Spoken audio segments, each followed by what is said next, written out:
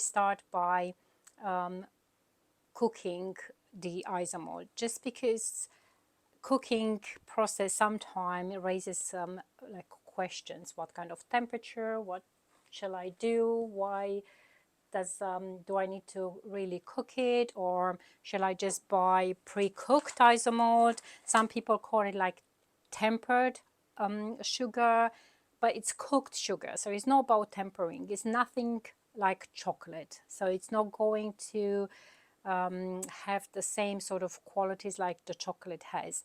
So it's not about tempering the isomalt, it's about cooking the isomalt. And I'm going to start by mentioning about my cooking plate. I'm using an induction plate. The reason why I use one is that it's small, it's easy to maneuver. I'm not saying there are large ones available, but this is just a portable one. So it's easy to move from one side to the other. It also works perfectly when it comes to cooking sugar, because all the heat goes underneath rather than on the side. So it doesn't burn the sugar as usually the gas cooker intends to do. But I'm not saying that you should get yourself one. If you've got any source of cooking, any kind of cooking source, you can use it for cooking your isomalt. But you need to bear in mind that for cooking you will need a stainless steel pot, and that pot should be clean with no traces of anything like, I don't know, tiny traces of food or little crumbs. Even crumbs of sugar can make the isomalt to turn into an amber color. So I'm going to pour some water, and when it comes to water, I want to say you either use distilled water, which is free of any kind of minerals, or you don't use water at all. The reason why we still use water is that it helps us to cook the isomalt a little bit quicker, because we can turn on the cooking stove at a higher temperature. While if you don't use sugar at all, you might want to start with a low temperature, wait till the sugar gets dissolved, and then start boiling the sugar. So literally what the water does, it just allows us to speed up the process without burning the sugar. But if you don't have the distilled water and you are aiming for a clear isomalt, start with low temperature, melt the granulars of isomalt, and then do the boiling with no water. So that's called dry cooking. This is called wet cooking. Now I'm going to use some powdered isomalt. I've recently came across with this type of isomalt. I used to use large granulars in the past. This is not a branded isomalt, so I can't really tell you what kind of brand it is, because it's a synthetic sugar. It obviously is made in a factory. But I do sell it in my online shop in case that you want to get any. It's kind of, say, cheaper. But if not, you've got the option of buying the Saracino isomalt or the Squire's Kitchen isomalt. The Squire's Kitchen isomalt is a much finer texture than it used to be. The Saracino one is like large granulars. I hope you can see them on the camera. But the quality, I would say, is not too much different. It's a synthetic sugar, so it's, as I said, made in a factory. It doesn't come from a plant like the caster sugar usually does, either from beetroots or from, oh, how are they called now? Gosh, can't remember. I'm going to remember one. Cane. Yeah, okay. So it's either cane or beetroot. The normal sugar, but this is a synthetic sugar, which means it's just produced in a factory from different chemicals rather than plants. But it does behave beautifully when it comes to sugar work, because it doesn't absorb the moisture in the same way the normal sugar does. Yeah, it's more versatile. So I'm going to turn off the stove while I'm talking. And all I want is to get this sugar dissolved, and then obviously it's going to get into the boiling stage. I want to boil it to 145 degrees. about. And then at that temperature, I'm going to add some coloring. And or I might do it differently. I might cook some clear isomalt. And to cook that clear isomalt, I have to go to 180 degrees. And then I'm going to pour some of the clear isomalt in one side, add the color, and have like 2 loads. But if you want to get one color only when you cook, you add your coloring at about 145 degrees and then you cook to 180. We will notice that at about 125 degrees Celsius, we don't have any steam coming through. We will get some in a sec. But at 125, we literally don't have any steam coming through.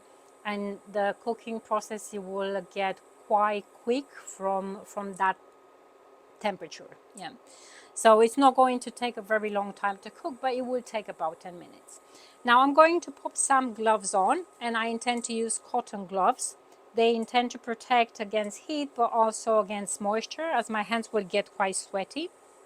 And I'm also going to put some nitrile gloves. Always ask, how do you spell nitrile? It's Nytrile.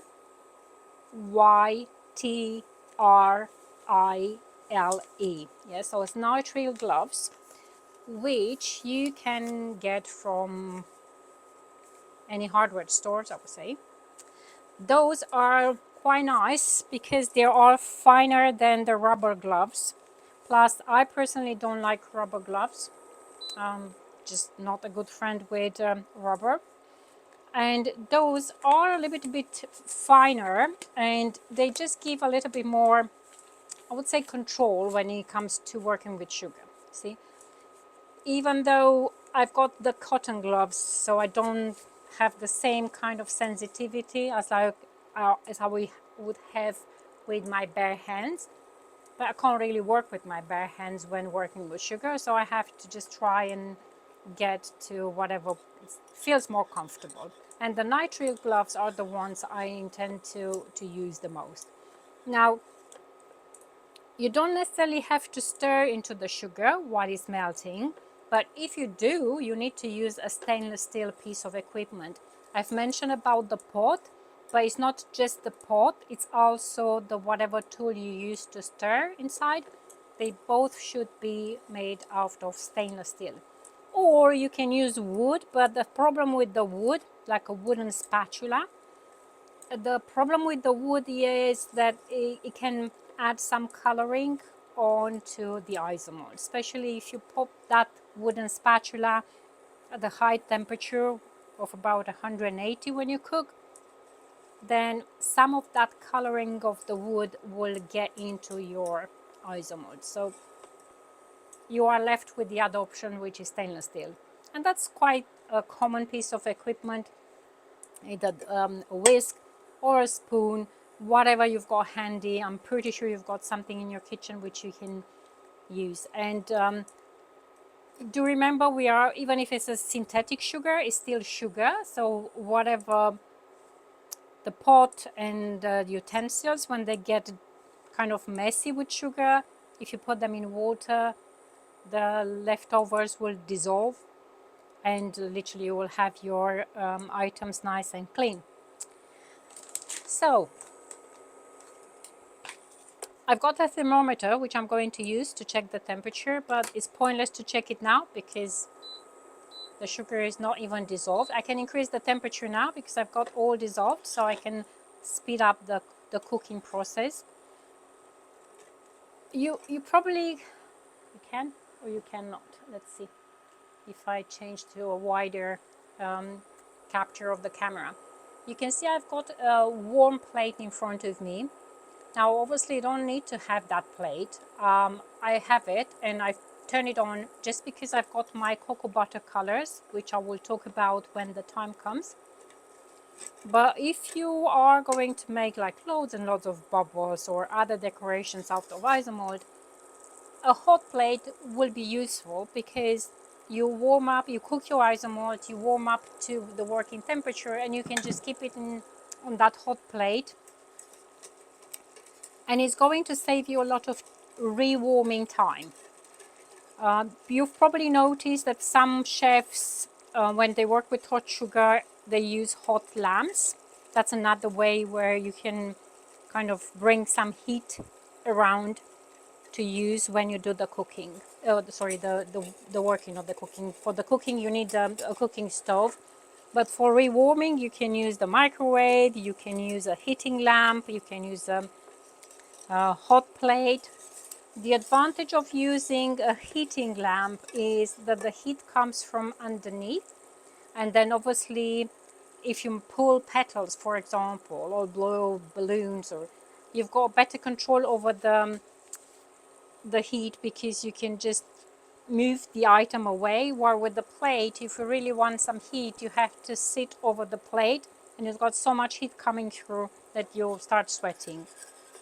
But for storing your sugar, to maintain it at a decent temperature, that hot plate is just great. But as I said, only when you work with large quantities. I wouldn't recommend to invest in getting one. Maybe you've got a food warmer, that will also do. Okay, now going back to a close-up, just trying to turn this up. You can see that the sugar started to dissolve and is bubbling. I still got some steam coming through, which means I don't have yet, yeah, in fact I do have about 135 degrees. So the temperature went up fairly quick. Just going to turn this off here. So about 142. So I'm going to keep an eye and go up to 180, because I said I'm going to put some of the clear isomalt on the side so that I can use it later. And I can pour it into those small cavities, and if I do that, then I end up with some callets, which I can store in bags even for years if I want to. I've got here different colors, you see. And we intend to use those kind of callets, and they are just like cooked isomalt, so not tempered. It's just cooked isomalt, cooked and colored. So I've got 160 degrees now. So for those who don't want to spend the time to cook, they can just buy ready cooked isomalt. I intend to cook it because, yeah, because I've got it, and I just so it's used with starting from scratch. Then I don't, and plus it's about the cost. I think you pay far too much for the cooked isomalt if you buy it from the market than if you start making your own. Now I've got about 170, just trying to point that so if you can see it, 178, 180. So I'm kind of done with the clear. So there are a few options. As I said, I can pour on those little cavities. I can use a Pyrex jug, but I don't want that because I want to start working with this pretty much straight away. So I'm going to use my baking silicone tray, and then just pour some of this isomalt in here, and then just transfer this. I'm going to transfer it on my hot plate, because now I have to look on whatever I've got left in here. Turning off the heat again. Yeah, so I still got my clear isomalt in here, and I'm just going to add a bit of sugar, a bit of color. Ideally would be to dissolve this dust color into some water, but for now I'm just going to add it as a dust. The reason why I say it's good to dissolve is that you get a much like nicer spread of color into your sugar without getting any little lumps of dust. But when you dilute with water, with just a tiny drop of water, you might end up with splashes when you pour the liquid color, so just be careful.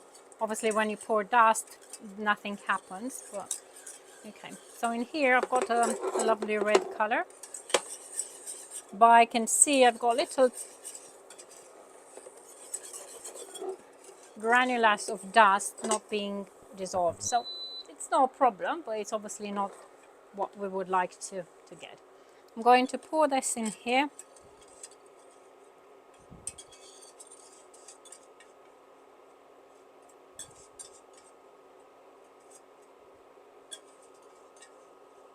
Okay.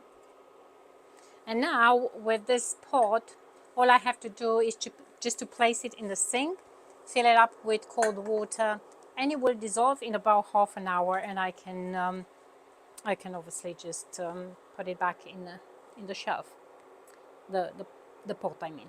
Okay, so we are kind of done with the cooking. I'm not going to stress too much on the cooking now because we've got already some isomalt done. I've got my silicone mat. Let's take this plate out of the way. And now start folding. As you can see, it's super runny. So I said I can use Pyrex jug to store. You see all this white cloudy sugar on the side of my Pyrex jug is because I've poured my isomalt into the jug and I've left it exposed to the air. And that obviously, even if the isomalt is much bearable with the humidity than the normal sugar is, it still absorbs the moisture. So if you leave the sugar uncovered, at one point you will start absorbing the moisture, and when it does, you get that cloudy look. So I wouldn't recommend you to do that, and I will talk about storage in a sec. But now I just want to cool this sugar, and the way how I'm going to do it, let's try and get close but not super closed. Just trying to make sure you can see what I'm doing here. Okay, so I'm trying to cool the sugar, and the reason why I just keep touching the edges is that kind of movement is going to help my sugar to cool, and it doesn't involve any kind of touching of the sugar to warm up my hands. Now obviously you will not see a professional doing this method because they will pour larger quantities and they will start stretching the sugar on the table.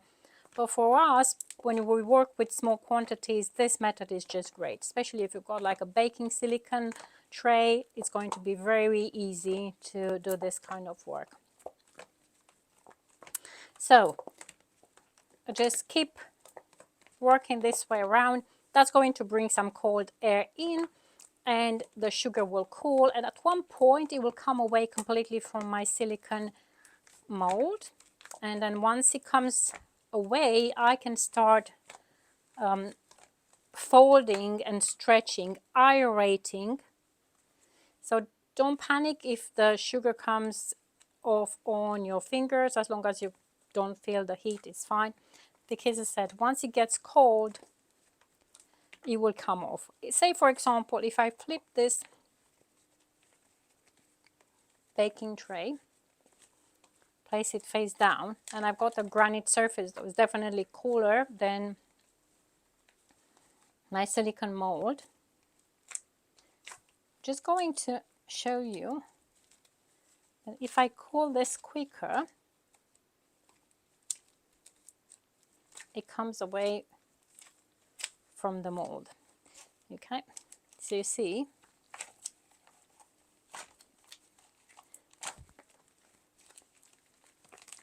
still warm. I think my granite got a little bit warmer from my heating plate, but it came off nicely. And at this point I can start stretching and folding. That's called satinage, because in the end the sugar will look quite pearly, I would say, like satin. Okay, so all I have to do is just to stretch and then fold in thirds. Yeah, so stretch, 1/3 in, 1/3 in, and just keep doing it so that I can build the sugar. What means is, now I'm going to associate with the tempering of chocolate, but not because it's connected in any way with the tempering. It's connected with the crystal sugar. You know how let's say the diamond, it's got the carbon atoms they are positioned so nicely that they've got that's the reason why the diamond shines so lovely. Now the sugar works pretty much in the same way. Yeah, it's like an edible diamond. We can reach that stage of getting it to shine by training the sugar particles to sit in certain places and be intertwined with some air particles. So the fact that we are incorporating air into the sugar, it makes the sugar to actually shine. But we have to do it up to one point, because if we carry on doing it, it's going to ruin the sugar. It will have far too much air, and that usually happens when they make bonbons. They are keep pulling the sugar, incorporating the air, so that at one point that sugar becomes nicer to eat. What we are looking for is to get the nice shimmer and the right temperature for blowing a little bubble. Now to blow the bubble, I've got a little blowing pump. I will need a scissor, and I've got this sugar which looks quite shimmery. So I'm going to try and fold in, okay, and get a piece looking nice. This looks nice. Going to cut this away. I'm going to show you two methods. I'm going to start with this kind of a bowl shape method, and I'm going to pop my finger in and then just rotate this piece of sugar in my hands. What I really want is just to get a thickness in between my fingers, or my finger and thumb, kind of uniform. You see, it's like a little cup, and I'm going to get my copper pipe, insert that into that cup of sugar, and gather the sugar around the pipe. That's one method. Okay, all I have to do now is just to pull that sugar a little bit, so that the end of the copper pipe is not blocked with sugar, and start squeezing, just a little squeeze. Okay, if I do it too much, it will just inflate the balloon and it will go randomly. So I just keep squeezing and then just polishing, because what the polishing is going to do, it will help the bubble to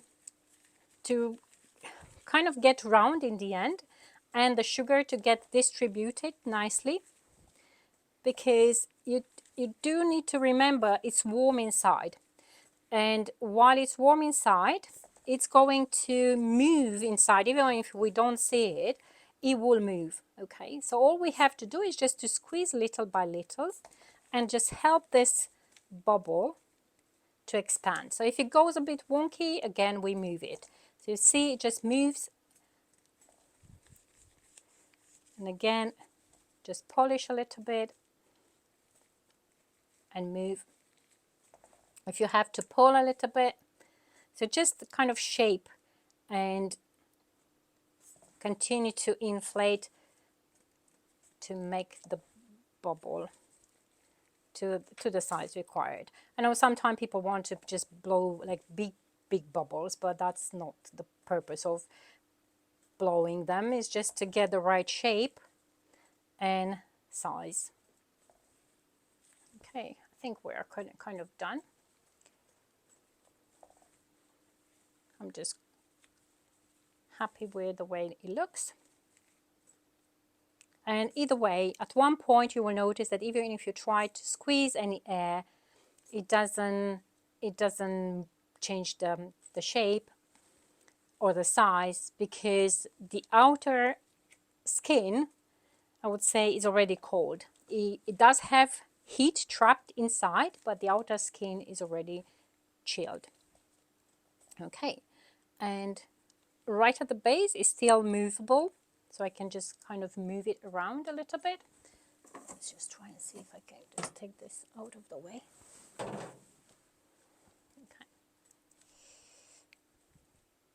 And then if I turn my copper pipe, it comes off with ease. It doesn't always happen. Yeah. And if it doesn't happen, all you have to do is just warm up a scissor or a knife and just trim. But it happened now. So this is still warm. Okay, normally they say you have to touch with and see if it's warm enough. And it's still warm. Yeah, so if I would put it on the side, it might collapse. So I wouldn't advise you to do such a thing. What I would say is, when you do, you either get yourself, if you've got a silicone mold cupped, like maybe a baking tray, like half eggs or something like that. Maybe even this one, the shape is a bit too small, so I don't want to get any indentation on my balloon. Or you can get a wooden stick and maybe just set this on a styrofoam till you get to the point of doing the finishing of the balloon. So just try or just put it in front of a little fan and just chill it before you place it on the side. Okay, different options. Okay, what I can do, because this is still warm, I've got a spirit lamp. Now you don't need a spirit lamp. If you've got a lighter, it's as good as this one. Spirit lamp is anyway always a headache. It doesn't always behave, especially with those wicks. Sometimes they are just so annoying. They don't work as they should. So I'm just going to warm up the end and cut the excess just by going around with a scissor. Now what you have to make sure is when you warm up like this, you don't keep that constantly over the flame, because once the sugar starts getting that heat, it will melt. So you will end up with a melted bubble. Okay, so just do it, yeah, you see, like I do it. Yeah, just a little at a time. Or you can use a torch if you want to. You can use a lighter if you want to. Not a candle, as the candle is going to make lots of dark, like a black, or put black traces onto your bubble. And now I'm just going to flatten the end. We'll come back a little bit later and we'll put a hook so that we can hang the bubble. But for now, that's going to be fine. Just going to put this right here. Good. I can turn off the flame. And obviously I can remelt the sugar in the microwave and make another bubble. Yeah, but I'm not going to do it. I will just leave it on the side, as I'm going to focus now on the clear one.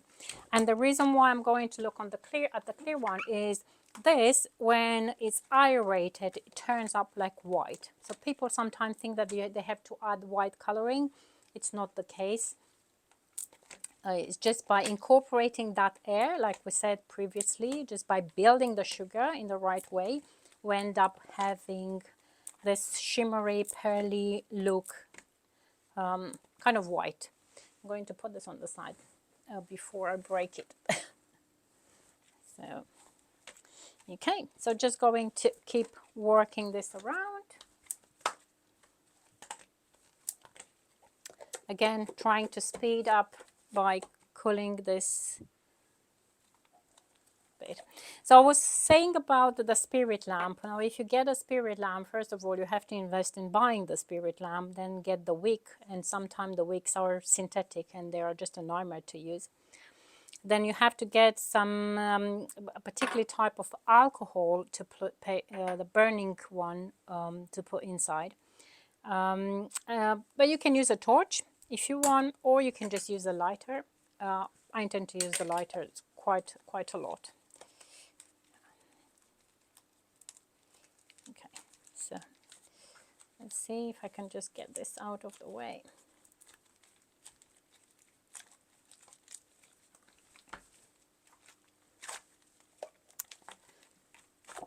Okay, I'll just cool it, and now I'm just trying to pull it away from the silicone mold.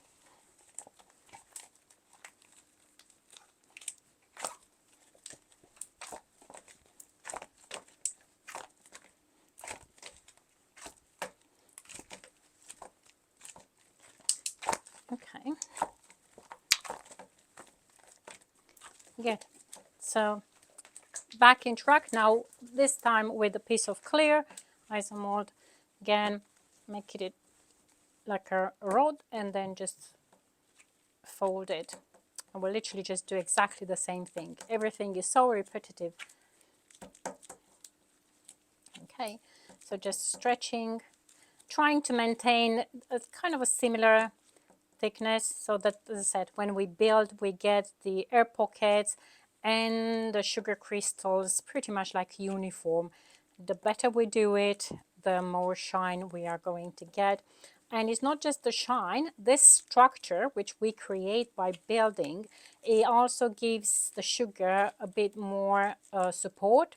So when you start blowing or you start pulling the sugar, it turns up keeping its shape better. If it's not properly built, then it collapses. So yeah, something to just bear in mind. Okay, so just keep stretching. Okay. You see what a lovely whitish texture. So what I'm going to do now, we'll just carry on doing the same thing. So I'm kind of folding this sugar in, trying to get an area. This time just go randomly. Try to fold in to get a nice area. Okay. I can see that it's losing the shine super quickly, and when it does that, it means it's still too hot. So I have to just stretch it for a few more times because, oops, if it's too hot, it should have about 40, yeah, it's still like 65, 48 to 50 degrees. Now, the cooler the better the shine, but unfortunately when it's too cold, it requires a lot of strength, which I'm not able to apply. But at this point it looks all right, so I'm going to cut one piece. So you see, initially we had a round piece of sugar.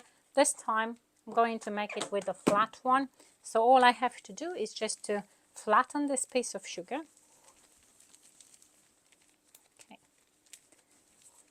And then just cup it. So literally I end up with the same shape, but the way how I start is a bit different. Yeah. So instead of cutting a bubble, I'm just cutting a rectangle piece, and then I just do the same thing. It's quite often when you will see chefs warming up the copper pipe and sticking the copper pipe to the sugar. What it does, it just helps the copper pipe to get a good connection with the sugar. I intend not to do it because I don't really like spending time in cleaning the copper pipe. Gets builded with the sugar, but in one way it is quite good to do it by warming the copper pipe, because you don't lose the pressure by having like little gaps in between the copper pipe and the sugar. When you melt the sugar, it sticks to the copper pipe and you've got no air bubbles. But when you just do it in the way I did it, then you end up with kind of little areas where the air can get lost. Okay, so again, just trying to not necessarily polish, but sort of polish, but that, as I said, just helps the sugar to redistribute its thickness. It's no super heavy pressure, just a light pressure, and that helps the bubble to literally stay around, and the sugar, the thickness of the sugar to kind of turn more like uniform inside of the balloon. And all I have to do is just to move the balloon and keep it round. Okay. And just squeezing just a little bit of air. Don't imagine that you have to squeeze a lot. It's just a little bit, but you have to have a good pump. We do sell pumps because I made them. I buy the elements and we made them because I know what to look for. Some pumps are expensive but good for nothing. So just be careful when you buy one. Just buy the right thing. If you can blow with your mouth, that's fine. You don't even need a pump. I can't. My respiratory capacity is very limited, so I can't really do it. Okay, at this point, I think I'm done, and I've made this a little bit bigger than the red one, but it looks all right. But it's still warm, so what I'm going to do, I'm going to get my fan in front and then just put this to cool. Now, whenever you cool an item made out of Isomalt, make sure that the item is not super hot, because if it is and you place it in front of a coal fan, the sugar will crack. So just try to, this is a small fan, but it will still bring in some cold air, okay? And it doesn't have to be a very long blow over, because it will cool down fairly quick, okay? At this point, if I try to move, it doesn't move at all, but my copper pipe is trapped inside. So we'll have to go to the other method now, just putting the heat on, and do the method which I said I really don't like, but it's necessary this time. So I'm just going to kind of warm up the sugar.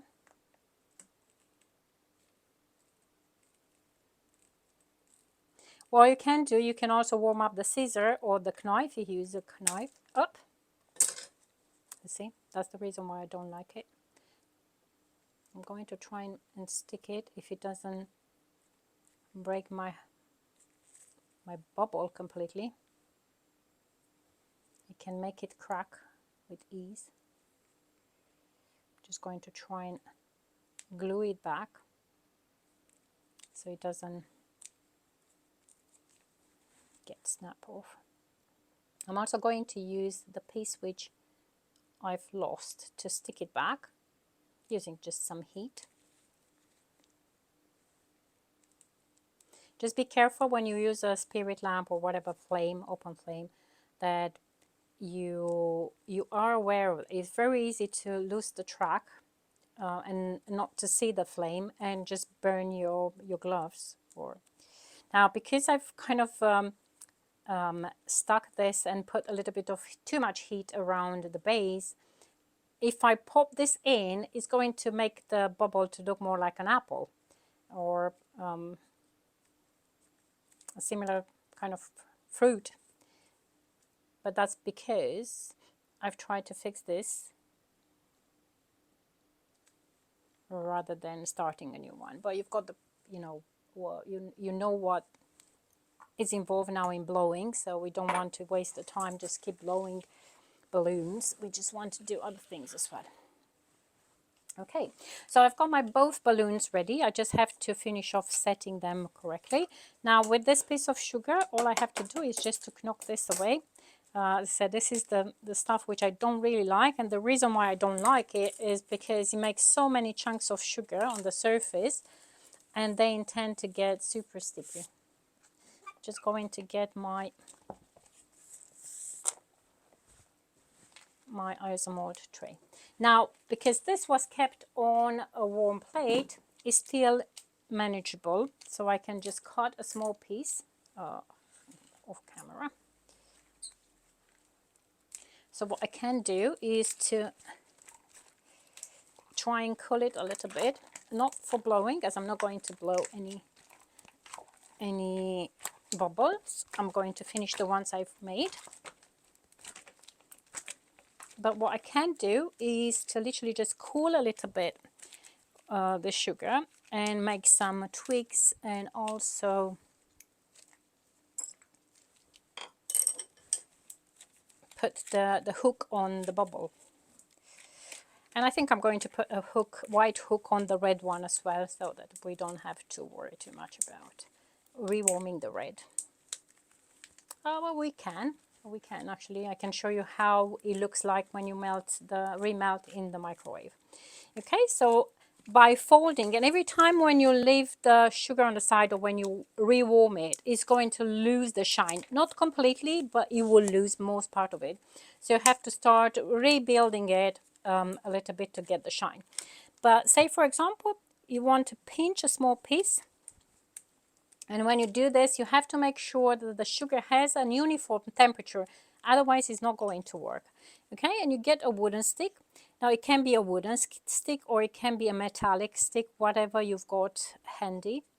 And all you have to do now is just to kind of pull. I'm not going to make them super long because if I do, they will break. Okay, and you get some lovely twigs which you can use for decorations, maybe on your desserts. I'm just going to do that again. So just trying to get a nice shiny surface in here, and then just literally just pinch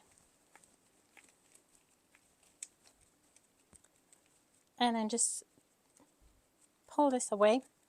If you want it thicker, then you have to pull from the base so they maintains that thickness, and you just place that around the wooden or metallic stick, whatever, and you start rolling it. I would suggest not to make it super thin, because when it's super thin, it just picks the moisture from the air and it tends to break. Yeah.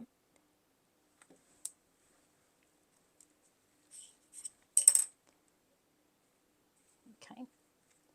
I think we are fine, just like getting like 2 examples. But obviously, those will get cold super quick. So, and when they get cold, they will start breaking. Now in here, I think I've got one which I can still move and make like a little hook. I might have to get another one, see if I've got enough warmth in here. I'm going to do it out of red. Let's see if I try to cut this, if it's not going to snap. Okay, while I'm fixing the hook on the white one, I've got the red one in here. It's going to go in the microwave for about 30 seconds, medium power. And I'm going to get my spirit lamp, put the little twigs on the side so they don't break, turn off the spirit lamp, get the hook, and carefully, without burning my fingers, I'm going to warm up the ends of the sugar. It's very easy to notice when they get warm, and it's very easy to burn your gloves, so just be careful, especially if the flame is so high. Okay, and I'm just going to stick this on the end of the bubble.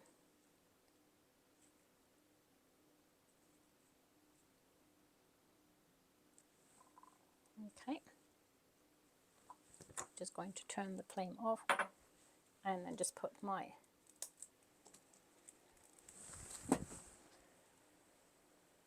cool air, and then I'm going to put string, but we'll also have to do some painting. So I'm just going to put this on the side. That's just enough. And now look at the red one. Okay, and see how my sugar looks after 30 seconds. As you can see, it's quite runny. So what I have to do is to start cooling it. I still got like chunks of sugar inside which haven't been melted completely, but by just folding the hot into the cold sugar, I'm going to get it at even temperature, and that's going to be okay, because as I said, I don't want to blow any more balloons. I just want to make a hook for my bubble, and possibly another twig or two to show you like what other tools you can use. So I've used, this was like a wooden stick, but I can also use a silicone rolling pin. I can use a metallic bit if required. And what I want to show you is also how you can use silicone mold, maybe just make petals and create like a fantasy flower if you want to. Okay, just going to roll this and do exactly the same thing.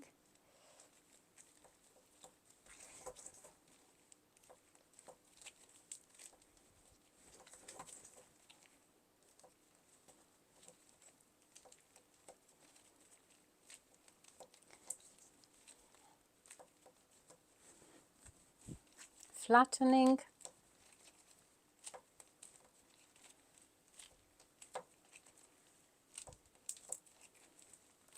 Okay, it got quite warm, so I have to just stretch it so that it gets to the right temperature. And now I've got this nice shimmer part. What I'm going to do, I'm going to just pinch like a rough edge and get it in between my thumb and finger, and then just pull this like a petal and then just cut along so it turns up. So you see it's too soft. It doesn't maintain the shape and it doesn't maintain the shimmer because it's too warm and it's obviously too soft. So what I'm going to do, I'm just going to carry on cooling it, and I have to do it constantly because you see if it gets cold in one side only, it creates like a skin. So the beautiful shine, if you want to get that shine, involves cooling evenly the sugar by incorporating the air. And when it cools down, it also becomes a little bit more difficult to maneuver. Okay, but it just maintains the shimmer better. Okay, and the shape. If we put this in here and we press, oh, that was a little bit too cold, so not too much effect in here. Well, let's try again if we can get a warmer piece. Okay, so the cooler, the more shine, the cooler the sugar, the more shine you get into it. Okay, it's still a bit too cold to get more, but and also it started to break because it turned up now too cold. But that's how you can create petals, and in the end just put everything together into like a lovely flower if you want to. And it's before it gets too cold now. Okay, what I'm going to do, I'm going to cut one piece and then stretch it and cut another small piece. Try to pick it up before it gets too cold so that I can make that little hook. Okay, and just looking to see if I can get to. Now I have to put it back in the microwave, but this time I'm only going to put it for maybe like 5 seconds or so that I can show you another way. Oh. Okay, of making a twig slightly larger in size. Just be careful when you put that sugar in the microwave. The microwave warms up in spots, so you might end up some areas of the sugar being super hot, some other areas being not hot enough, so just be careful not to burn yourself. Okay, so just going to now pull this and get obviously a larger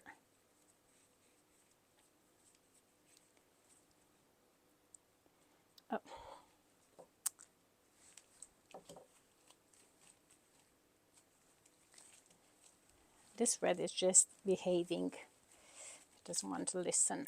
It's either too warm, either too cold. Okay, just pulling again.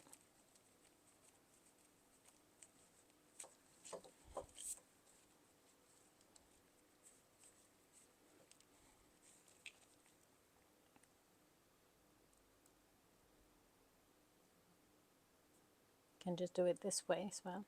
But I can see that the temperature is not uniform, and because it's not uniform, it just comes out. Oh gosh. Let's see if I can quickly do that again.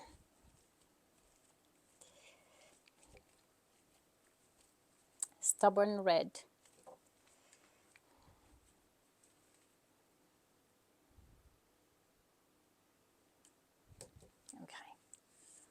Okay, I'm just going to stop here because literally it's the same thing. It's just that it's on a larger scale, and it's still moving around.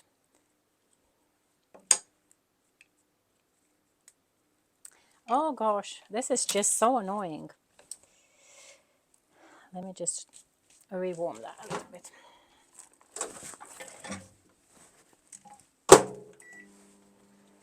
But it just proves the point. It proves the point that you have to be at the right temperature. And if that happens to you, you know it happened to me, and it's nothing wrong in redoing the whole thing. Just trying to, now ideally will not be to incorporate all the cold sugar, because that's going to change the temperature inside, and all we want when we do all sorts of sugar work is to get an even temperature throughout, because if we don't, then even that string of sugar doesn't come out evenly, because the temperature is not constant within the sugar onto that piece of sugar, if that makes sense. Okay, just trying to see. I don't want a long string, just want a small one. If I can get that sorted.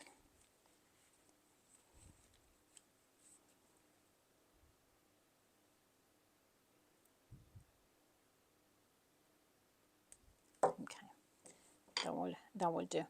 Because I'm not sure if you can see on the camera, some areas of the string are thinner than the others, just because I've got different temperatures in here. Just trying to.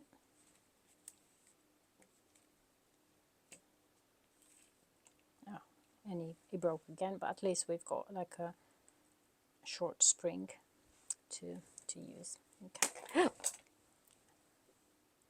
I've just broke my red bubble. Just seems that the red is not the lucky winner this evening. Good. Let's do some painting now while we still got the bubble. I still got the hook here, which I can attach. Just going to get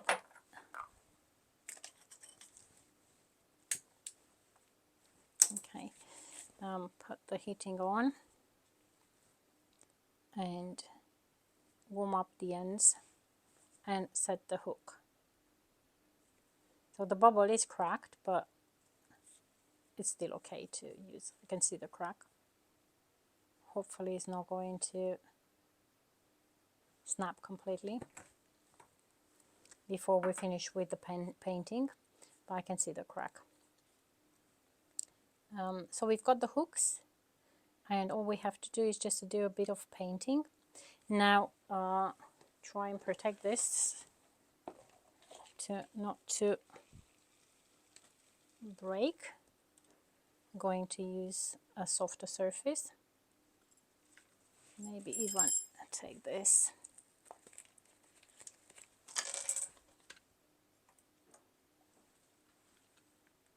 Okay, and to paint, I've got some cocoa butter colors. Now those are cups which I normally use to chill my cocoa butter when I temper it for doing chocolate work. And I've got some pre-colored cocoa butter. In case that you want to color your own cocoa butter, you get some cocoa butter cullets, and you just melt those to about 50 degrees Celsius, and then you add preferably chocolate powdered colors. But if you don't have those, which are liposoluble or fat-soluble dust colors, you can use the hydrosoluble, the water-based colors. Those are the water-based colors, somewhat, but there are a variety. You can even use your dusts, which you normally use for brushing your flowers. For small works, anything will do. But for more like detailed work, you will have to get yourself properly colors. I'm just looking for a tiny brush to to use for writing, like Merry Christmas, for example. And here, when it comes to writing, it's just a matter of how well you can write with anything, not just with cocoa butter. Whatever you use, if your handwriting is not great, then it will show. Mine is not. So okay, so we're just trying and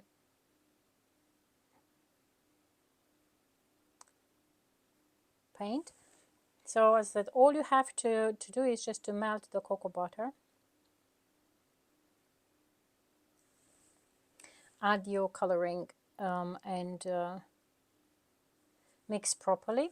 The cocoa butter will intend to set very easy. Okay, and maybe like here.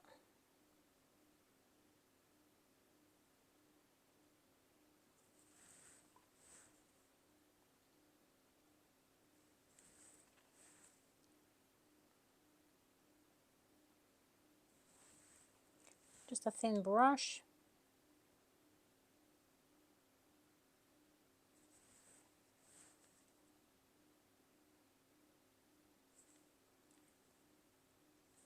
Just try not to touch before it's set. Okay. And I can also just paint some little flowers.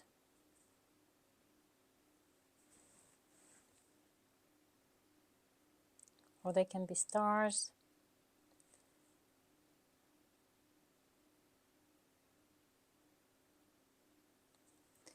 Or whatever you prefer to.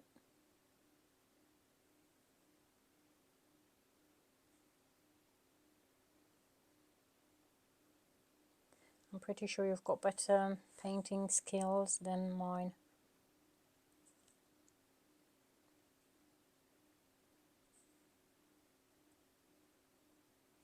Okay, just maybe one more.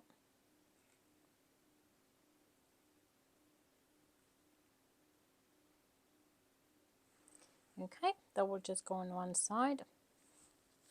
And I'm going to now do a similar thing on the white one. I've got some green in here. Got some red in here. Let's put this on the side. And I'm going to put the fan to blow over the bubble so that it chills the cocoa butter while I'm painting the other one. Okay, so with the white one, I'm just going to say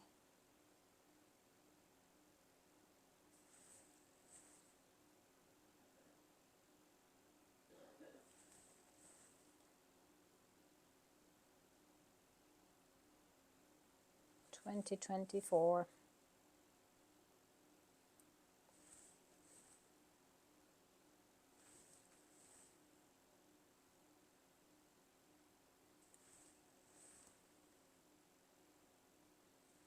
Okay, and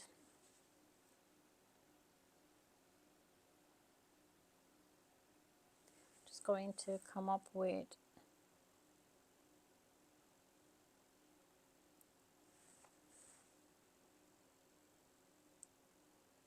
like a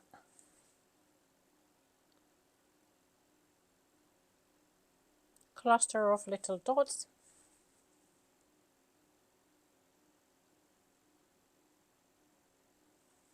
Okay, let's put one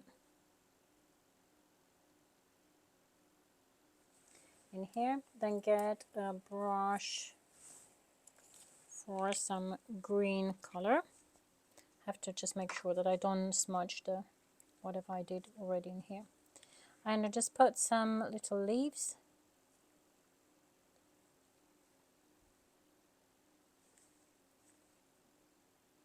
Literally just a flick of color will do. But if you prefer to add more greenery. Maybe just make like a guirland, or put some other decorations, painted decorations. You can do so.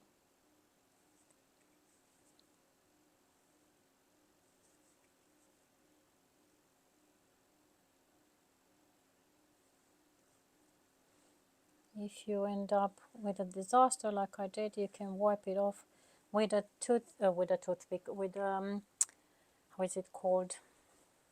How is it called? A cotton stick. I should have one in here.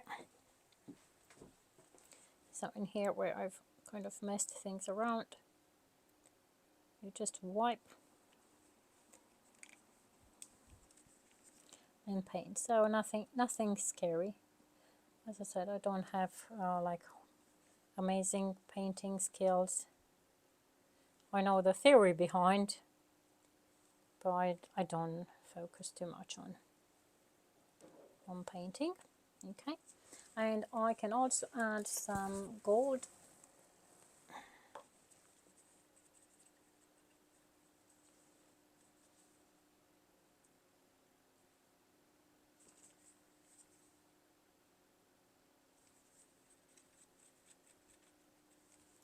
You also have to make sure that your cocoa butter has enough color, as you can very easy get, if it's not properly mixed, you end up with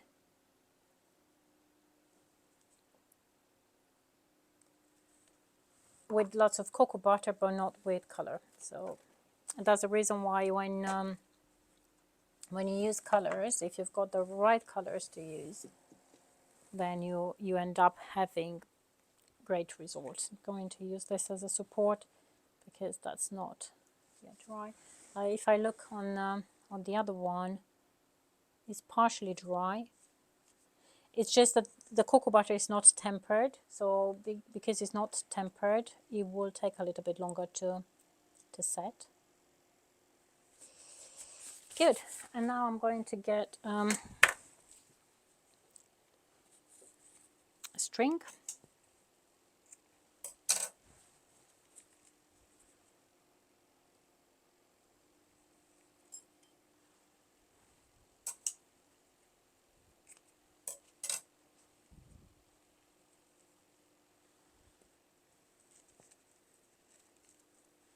Feels like a huge one.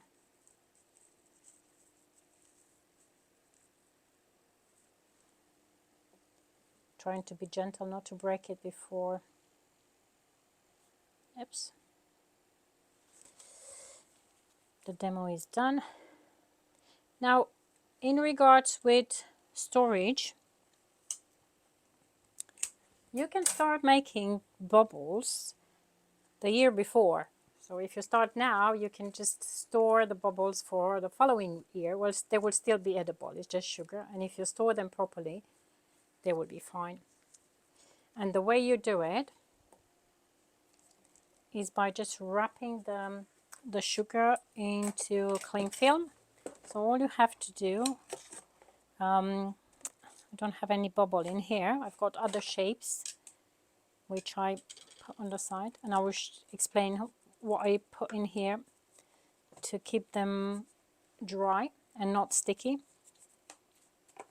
But with the bubbles, all you have to do is just to get a piece of cling film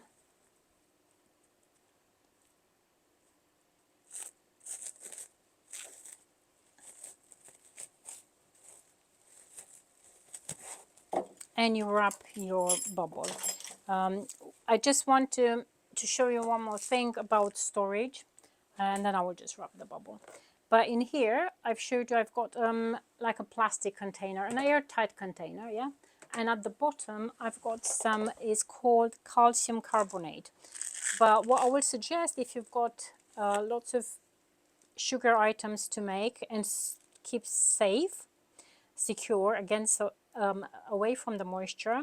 Find maybe a big plastic container, airtight container or bucket, and place a small dehumidifier inside. Obviously just remove the plastic cover and just place it inside like you will do underneath your kitchen sink to absorb the moisture, and you will do the same into a bucket. There is no need to empty the container like I did in mine. I actually had some which I bought separately, but those are really, really useful. So you don't have to do anything, just remove the plastic cover, place them into like a bucket, put your sugar decorations, and then use them whenever it's required.